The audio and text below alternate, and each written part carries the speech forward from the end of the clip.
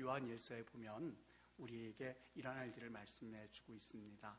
사랑하는 자들아, 영을 다 믿지 말고 오직 영들이 하나님께 속하였는지 분별하여 보도록 하라. 마지막 때에 이를수록 많은, 그냥 거짓 선자라고 말하지 않고요, 많은 거짓 선자들이 세상에 나왔다, 이렇게 말씀하고 있습니다. 그래서 이런 마지막 때가 되면 이거 왜 이러지? 이것이 아니라 지금 대만에도 지진이 일어나는 것처럼 꼭 그렇다고 해서는 아니겠지만 그때가 가까울수록 이런 일들이 빈번하게 일어난다고 성경은 말씀하고 있기 때문에 여러분들이 이러한 때에 그냥 하나님께서 말씀하신 대로 다 이루어지고 있구나 라고 생각하시면서 복음 전한 일에 위축되거나 내가 기독교인이 되었다는 것에 대해서 감추려고 하거나 라는 그러한 모습보다는요, 담대하게 마지막 때에 그러셨지라고 하면서 끝까지 여러분이 잘 달려가실 수 있는 그런 은혜가 있게 되기를 주의 이름으로 축복합니다. 세상과 싸워야 되는데 오늘 성경 말씀이 우리에게 그것을 명령하고 있습니다. 성경에는 우리를 운동선수와 군인으로 묘사하였습니다. 우리 인생이 운동선수 같고 이것이 전쟁 같다고 하는 겁니다. 사실 우리 인생이 전쟁이라고 할 때에 우리가 싸워야 할 적이 있습니다. 바로 이 사탄입니다. 그런데 이 사탄이라고 하는 적이요, 결코 만만하지가 않습니다. 한 부인이 쇼핑하러 들어갔는데요, 자기도 모르게 자기의 분에 넘치게 아주 비싼 옷을 사가지고 나온 거예요. 여러분, 그 남편이 그것을 봤을 때 마음이 별로 편하지 않겠죠. 좀 마음이 너무 언짢았어요. 그래서 남편이 묻습니다. 당신 우리 분에 넘치지 않게 어떻게 이런 비싼 옷을 살 수 있겠느냐고. 그랬더니 아내가요, 여보, 마귀가 나를 유혹하는데 이걸 사지 않을 수가 없다고 라고 대답을 하더랍니다. 남편이 마귀가 유혹하는 줄 알았다면 사탄아 물러가라고, 뒤로 물러가라고 쫓아내야지 이걸 그대로 유혹을 받으면 어떡하겠냐고. 그랬더니 이 부인이 나도 그거 안다고, 그래서 사탄아 내 뒤로 물러가라고 그랬다고. 그랬더니 남편이 근데 왜 샀냐고 그랬더니 그 사탄이 뒤에 서서 그러더랍니다. 부인 뒷모습이 더 이쁘구려 그러더랍니다. 그래서 그냥 그걸 사왔대요. 여러분, 참 이 마귀의 역사가요, 결코 장난거리로 여길 수가 없습니다. 얼마나 교묘하게 우리를 다가오는지요, 사실 이 마귀를 대적해서 이길 사람이 없습니다. 사실 정도의 차이가 있을 뿐이지 남편을 보고 아내를 보고 저 사람이 왜 저러지? 라고 싶을 만큼 사실 이해가 안 될 때가 있습니다. 뒤에 배후에 있는 영이 역사하고 있기 때문에 그렇습니다. 여러분, 이 마귀의 역사가요, 만만치 않기는커녕 사실 이 마귀와 우리의 힘과는 싸워서 이길 사람이 없습니다. 마치 마귀는 저 골리앗과 같고 우리는 다윗과 같아서 골리앗 앞에선 다윗의 심정으로 달려가면 사실 백전백패할 때가 많이 있습니다. 그래서 성경은 우리에게 이 영적 전쟁을 일컬어서 군대라고 표현하고 있고, 우리 이 군대는 잘 훈련받아야 된다고 말한 이유가 바로 여기에 있습니다. 베드로전서 5장 말씀에는 우리 보고 명령합니다. 근신하라, 깨어라. 너희 대적마귀가 우는 사자같이 두루다니며 삼킬 자를 찾나니 너희는 믿음을 굳건하게 하며 그를 대적하라 라고 명령을 합니다. 오늘 11절 이후의 말씀에도요, 마귀의 관계를 능히 대적하기 위하여 하나님의 전신 갑주를 입으라 라고 명령합니다. 우리의 씨름은 혈과 육에 관한 싸움이 아니라 바로 이 세상의 주관자들과 하늘에 있는 악한 영들을 대적하는 것이니 하나님의 전신갑주를 취하라, 마귀를 대적하라 라고 명령을 합니다. 마귀와 대적하고 마귀와 싸우라고 말씀을 합니다. 전신갑주로 무장해서 이기라라고 말씀을 합니다. 사실 하나님을 모르는 사람들도요, 인생을 전쟁처럼 살아갑니다. 제가 조금 전에 우리 정서영 학생 소프트볼을 대한민국 국가대표로 뽑혔다고 말씀을 드렸는데, 여러분, 대한민국 국가대표로 뽑히는 거 그렇게 어렵지 않죠? 쉽죠? 그냥 대충 해도 될 것 같죠? 아닐 거예요. 아마 제가 아직 묻지는 않았지만 그 국가대표가 되기 위해서는 정말 땀방울이 핏방울이 돼도 훈련했을 겁니다. 먹고 싶어도 못 먹었을 겁니다. 아마 몸이 부서지는 한이 있더라도 매일같이 몇 시간 이상은 연습했을 겁니다. 새벽 예배를 마치고 저 남부순환로를 이렇게 바라보면요, 아직 캄캄한데도 차들이 줄줄이 서가지고 가는 모습을 볼 수가 있습니다. 아, 삶이 전쟁이구나 하는 것을 또 한 번 느껴보게 됩니다. 사람들은 신나게 돈을 벌려고 하고요, 수단 방법 가리지 않고 출세하고 권력을 가지려고 합니다. 돈이라고 하는 무기를 가지려고 하고, 권세라고 하는 무기를 가지려고 하고, 권력이라는 무기를 가지려고 하고, 공부라는 무기를 가지려고 하면서 최선을 다해서 인생의 전쟁에서 승리하려고 합니다. 그런데 우리가 이러한 전쟁을 할 때에 기억해야 할 것이 있습니다. 여러분, 마라톤 경기에서 우승하기 위해서는 무조건 남보다 빨리 뛰어야만 합니다. 그런데 잘 알아야 될 것이 있습니다. 빨리 뛰기는 뛰어야 되겠지만 사실상 뛸 때에 그 규율을 지켜가면서 뛰어야만 합니다.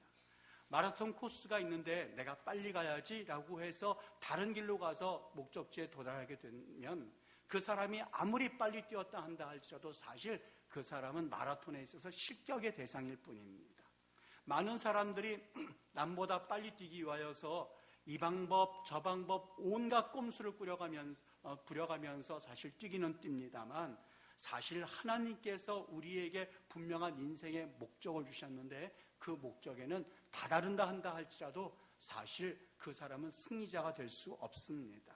여러분, 하나님이 우리를 창조하실 때요, 하나님께서 분명히 말씀하셨거든요. 하나님이 하나님의 형상을 따라, 우리의 형상을 따라 우리의 모양대로 우리가 사람을 만들고 라고 되어 있습니다. 하나님의 모양대로 우리를 만들었다라고 하는 것은 하나님이 손과 팔과 다리를 가지고 눈과 코를 가졌기 때문에 그 모양대로 만들었다는 의미가 아닙니다. 물론 겉모양도 그렇다는 의미도 될 수 있겠습니다만, 정작 중요한 것은 하나님이 속 모양을 똑같이 닮게 만들었다는 거예요. 하나님의 생각과 하나님의 마음과 하나님의 철학과 모든 가치관이 하나님을 닮도록 우리를 만들어 주셨어요. 하나님을 닮은 인간은요, 그래서 하나님이 주신 가치관대로 살아야만 사실 목마름이 해결될 수가 있고 그 배부름을 느낄 수가 있는 것이지요. 그런데 아담과 하와가 그 유혹을 따라서 죄를 지음으로 인해서 사실 인간은 그 가치관을 잠시 동안 잃어버리게 되었습니다.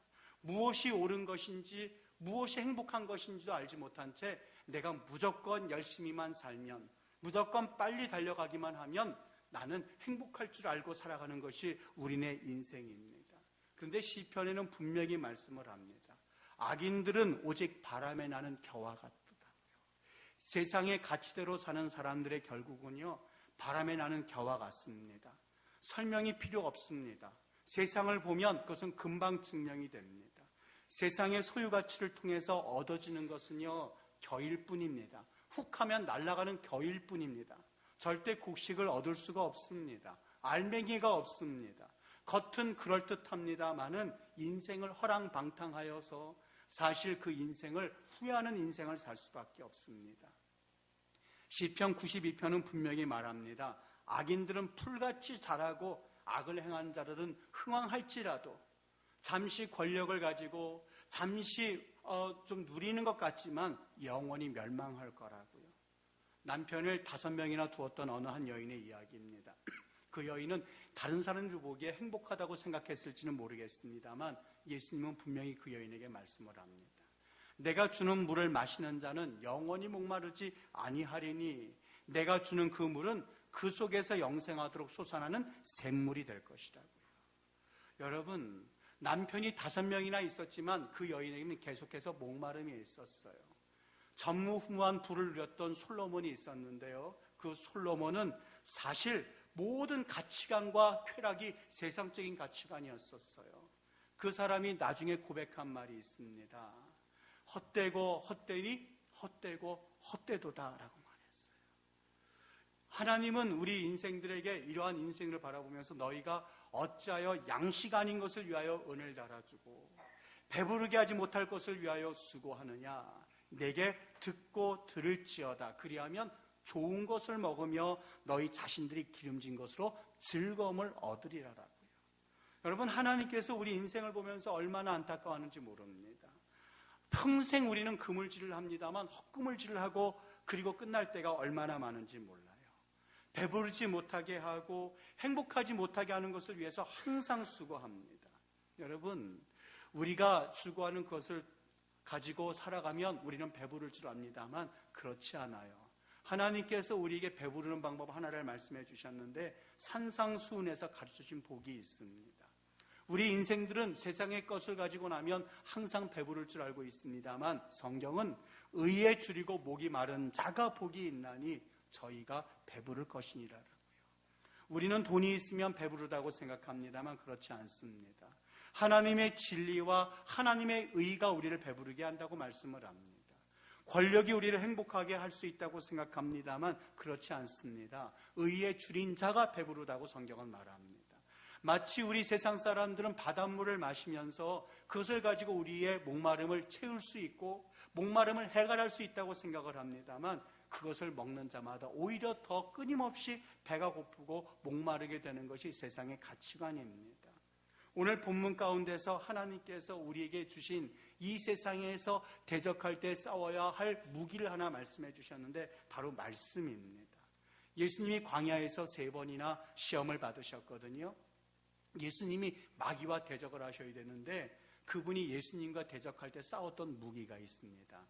하나님이 말씀이 성경이 이르시되 말씀이 이르시되 하나님이 이르시되라고 하면서 3번이나 그 나귀를 하나님이 이르시되라는 말씀을 가지고 이기셨습니다. 사단이 공격하고 시험할 때마다 기록된 말씀으로 물리치셨어요. 말씀이 성령이고 말씀이 검이기 때문에 그렇습니다. 여러분, 사단과의 전쟁에서 승리해서 하나님의 나라를 얻으려면 하나님의 말씀을 붙잡고 사셔야만 합니다. 하나님의 나라는 언제 이루어지는 줄 아십니까? 이사야장에서 분명히 말합니다. 물이 바다를 덮음같이 여호와를 아는 지식이 온 세상에 충만할 때에 라고 되어 있습니다. 그때 하나님의 나라가 임한다는 거예요. 온 지식 하나님의 말씀입니다. 이 말씀을 우리가 가지고 있어야만 세상에서 이길 수가 있고 여러분들이 세상과 대적할 수가 있습니다. 뜻도 모르고 읽더라도 그것은 여러분의 무기가 될 수가 있습니다. 말씀으로 무장하셔야만 하나님 말씀으로 감동된 이 말씀으로 감동을 받아야만 하나님의 은혜를 받아야만 하나님 말씀하옵소서라는 자세를 가지고 이 말씀을 들어야만 우린 세상에서 이길 수가 있어요. 어떤 분들이 그래요. 특별히 어른들이 많이 그럽니다. 목사님, 우리는 나이가 들어서요 자꾸만 한 길로 왔다가 이쪽 길로 나가서 다 잊어버려요 라고 이야기합니다. 여러분, 그런데 아세요? 이게 얼마나 신기한지 몰라요. 우리 의식은요, 의식과 무의식이 있잖아요. 의식은 우리가 아는 것 같은데 무의식은 잊어버린 걸로 생각하는데요. 그렇지 않습니다. 우리가 어떤 이야기를 들으면 어떤 거는 의식 세계로 들어가고 어떤 거는 나중에 우리가 의식 세계는 아니라 한다 할지 무의식 세계에 다 잠재되어 있어요. 그것이 어떤 상황에 있어서는 그것이 툭툭 튀어져 나옵니다.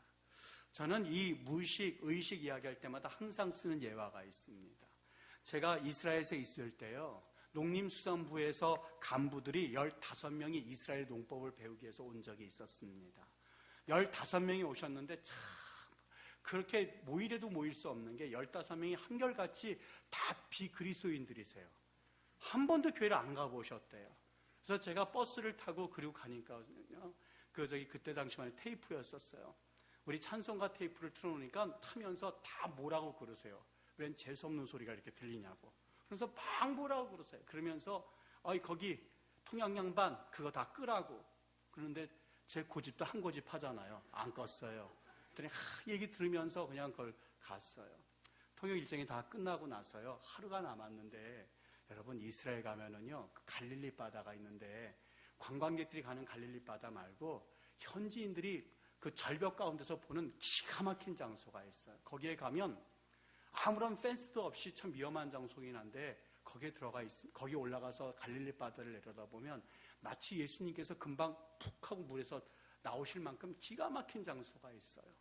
저는 그 장소에 올라가기를 참 즐겨했습니다. 그래서 제가 우리 운전기사 이사라 아저씨한테 말씀을 거기까지 가자고 그랬어요. 거기 가서 15분을 모시고 한 20분 정도 걸어가는 길에 절벽을 올라갔어요. 왜 가려고 하냐고. 제가 보여드릴 게 있다고. 기가 막힌 장소라고. 이런 데 나이트쇼가 있나? 그래요. 아니라고. 정말 좋은 장소라고. 그래서 제가 이제 데리고 올라갔어요. 갔는데요.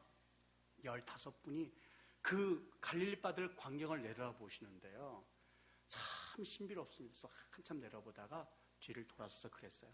모두 무릎을 꿇으시라고. 꿇었을 것 같아요? 안 꿇었을 것 같아요? 왠지 모르게 그 광경에 거기에 압도돼요. 15분이 다 무릎을 꿇으셨어요.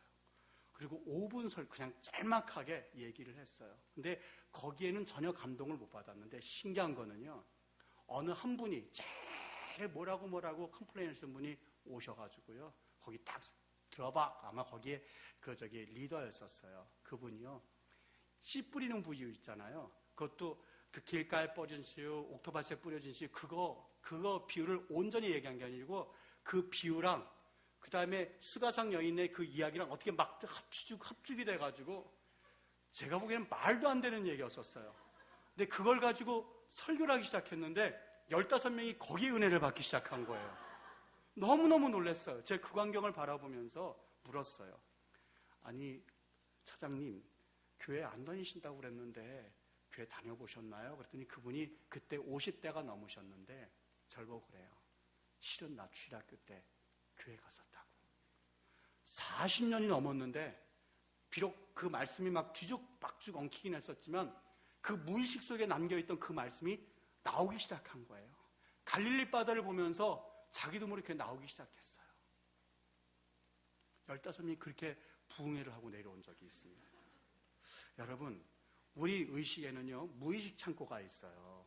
말씀 자체가 살아있어요. 그래서 말씀을 많이 저축해 두셔야 되고 은혜를 많이 저축해 두셔야만 합니다.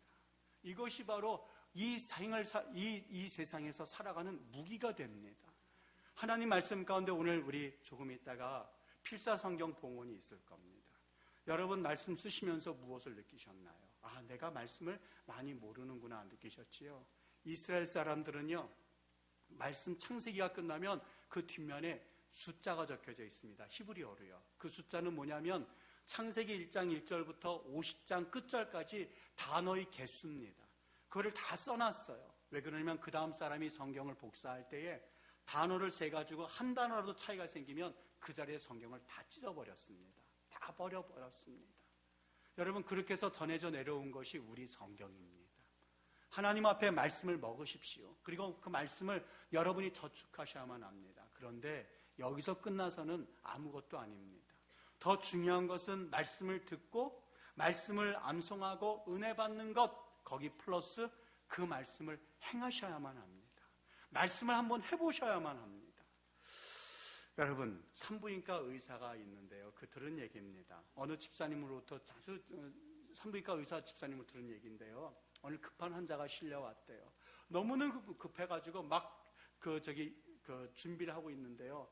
산모가 막 숨이 꼴딱꼴딱 넘어가더랍니다. 그래서 의사가 막 버럭 소리 질렀답니다. 심호흡하라고 막 버럭버럭 소리 지르니까 외마디 비명을 지르면서 여러분 심호흡해야 되잖아요.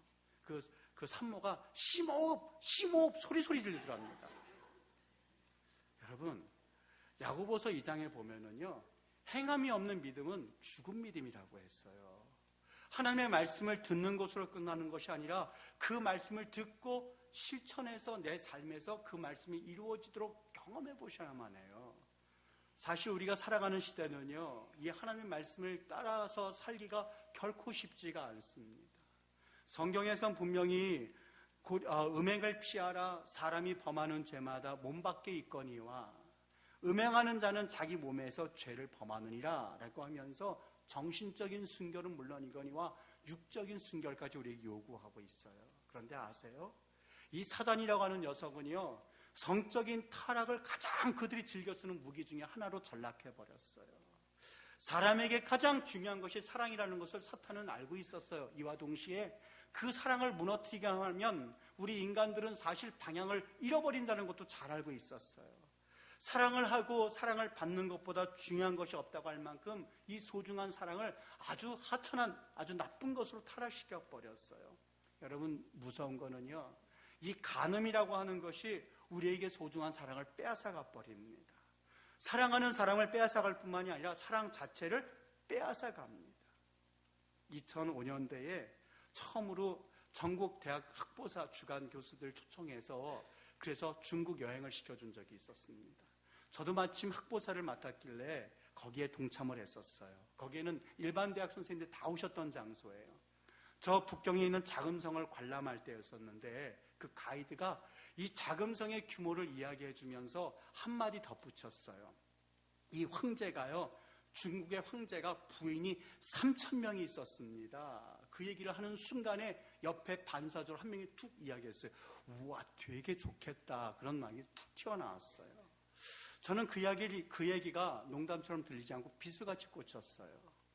마치 세상이 저에게 묻는 것 같았고 하나님이 저에게 묻는 것 같았어요. 야, 성훈아, 정말 부인이 3,000명이 있으면 행복할 것 같니? 라는 그런 질문이었었어요.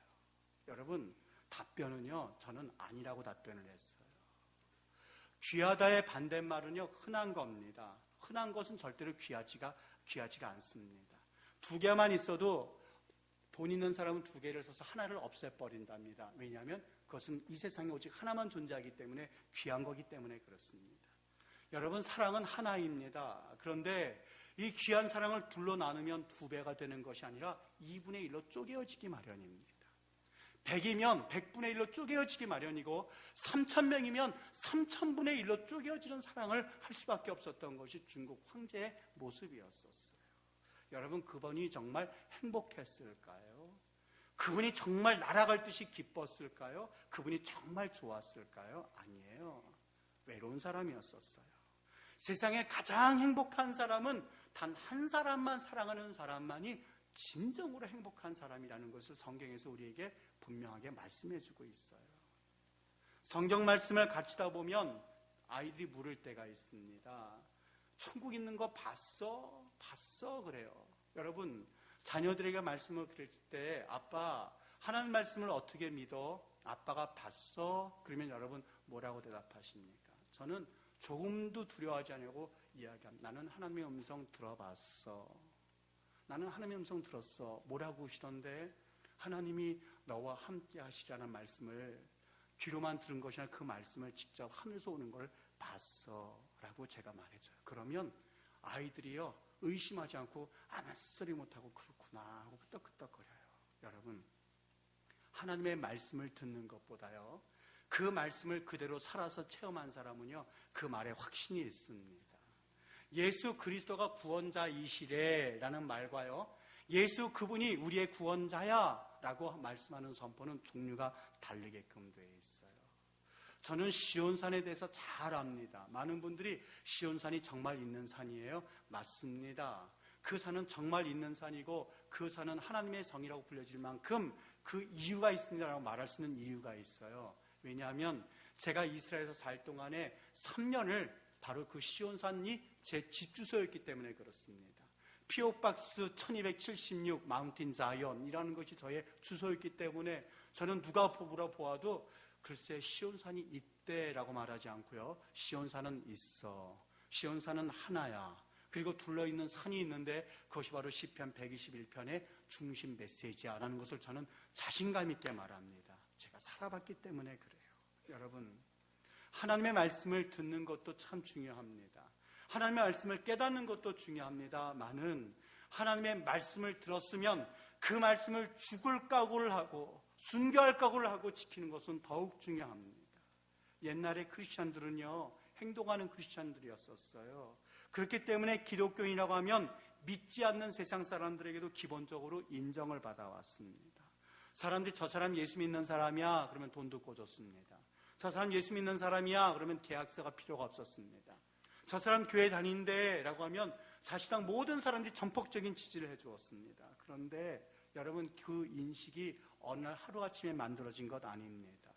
입으로만 주여 주여 한 것이 아니라, 내가 입으로만 주님 주님 한 것이 아니라 하나님의 말씀대로 살려고 애를 쓰고 자기의 목숨을 내놓아서라도 하나님의 교회를 지키겠다고 하는 순교자의 피와 같은 순교적인 정신이 있었기 때문에 기독교는 신뢰를 얻을 수가 있었고 기독교는 살아남을 수가 있었던 겁니다. 우리 한국교회 언제부턴가 값싼 은혜주의로 빠져서 더 이상 기독교인들은 사실 행함에 관심을 갖지 않게 되었습니다. 더 이상 믿지 않는 사람들보다 정직하지도 않고 믿지 않는 사람들보다 성실하지도 않고 믿지 않는 사람들보다 더 고든 길로 나아가지 않습니다. 여러분, 하나님 앞에 믿음으로 서는 은혜가 있으셔야만 합니다. 말씀을 마치려고 합니다. 여러분, 우리 100일 말씀 대행진 오늘 정말 이제 종료 선포식을 합니다. 통계적으로 보면 새벽 예배 5,000번 중에서 2,632번, 수요 예배 5,000번 작정한 가운데서 306번, 금요 예배 1,000번 참석 중에서 304번, 기도 시간 10,000시간 작정한 중에서 1,391시간. 물론 만족하지 않는 수치 있습니다만 저는 수치보다도 이런 수치를 달성하고자 그동안 새벽 예배 안 나오시던 분들이 나오셔서 새벽 예배 할만하구나 하는 것을 느끼고 그 영혼들이 돌아선 것, 저는 그것만큼 기쁜 것이 또 어디 있을까 하는 생각을 해봤습니다. 우리 장로님께서 오늘 우리가 필사한 성경들 여러분 해보셨지요? 결코 쉽지 않으셨지요? 그런데 이스라엘 사람들은요, 그 성경을 기록하기 위해서 목숨을 걸고요, 로마군들이 쳐들어오는데 그 성경을 다 다른 곳에다 저장해두고 자기들은 거기서 장렬히 전사했던 사람들이 책의 민족 이스라엘 민족입니다. 여러분 어떠십니까? 이 말씀은요, 이스라엘 사람들에게는 목숨보다 소중한 것이 하나님 말씀이었었어요. 목숨보다 소중한 것이 바로 하나님 그리고 말씀, 그것이 이스라엘 백성들의 삶이었었어요. 우리가 수고해서 얻은 결과인 것 같지만 이것으로 끝나지 말고요, 오늘 이후부터 하나님 말씀대로 살겠다고 하는, 내가 순교할 각오를 가지고 하나님 내 인생을 거기에 투자하겠다고 하는 각오를 가지고 이제는 여러분들 서셔야만 합니다. 우리 교회 임마누엘 교회 이름 뜻 아시죠? 임, 뭐뭐 함께 with, 누, us, el, God이라는 뜻입니다. 하나님이 우리와 함께 하시다라는 의미입니다. 여러분, 이거는요 절대 말로만 되지 않습니다. 성령은 언제든지 떠나세요. 하나님 뜻대로 살지 않으면 언제든지 떠나신 분이 성령님이십니다. 그러나 하나님 말씀을 부여잡고 한번 살아보지 뭐. 살다가 죽으면 하나님 영광이지, 살다가 죽어도 우린 구원받은 백성인데 라고 하면서 아무렇지도 않게 나가는 그 백성들을 향해서 하나님 역사하십니다. 이번 주에 제가 카페 하나를 갔습니다. 교회 카페입니다. 카페인 카페인데 교회에서 하는 카페, 교회 거기에 예배 다니는 카페예요. 물론 그것도 좋았습니다만 한편에 이런 생각 들었습니다. 여기에서 훈련할 수 있을까? 여기에서 죽자고 훈련할 수 있을까? 대답은 부정적이었었어요. 여러분, 교회는요 카페가 아니라 영적 유격장과 같은 곳입니다. 훈련하고 세상으로 나아가고, 기도하고 다시 한번 세상으로 뛰어나가고, 기도하고 선교지로 뛰어나가고, 기도하고 하나님 나 죽겠습니다 하고 머리 디미는 장소가 바로 이 장소가 되어야만 합니다. 예수님 믿는 것 결코 쉽지 않습니다. 하나님의 나라가 임하시옵소서라는 그 기도의 제목을 가지고 죽기를 각오하고 순교자적인 각오를 가지고 나가는 백성들만이 죽고자 하는 자는 살리라라고 말씀하고 있습니다. 이런 귀한 은혜가 여러분께 저에게 임하여서 이제 구정명절 여러분의 가족들을 볼 때에 저분 왠지 모르게 작년과 또 달라졌네, 예수 믿는다고 하면서 어떻게 보면 더 무서워졌네, 하나님 앞에 서 있는 걸 보면서 여러분, 믿지 않는 가족들이 여러분들을 지켜보고 있다는 것을 기억하면서 예수님의 훌륭한 증인들 되어 다시 한번 다음 주일날 기쁨과 감사함으로 하나님의 간증거리 만들어가지고 오실 수 있게 되기를 예수님의 이름으로 간절히 축원합니다. 기도하겠습니다.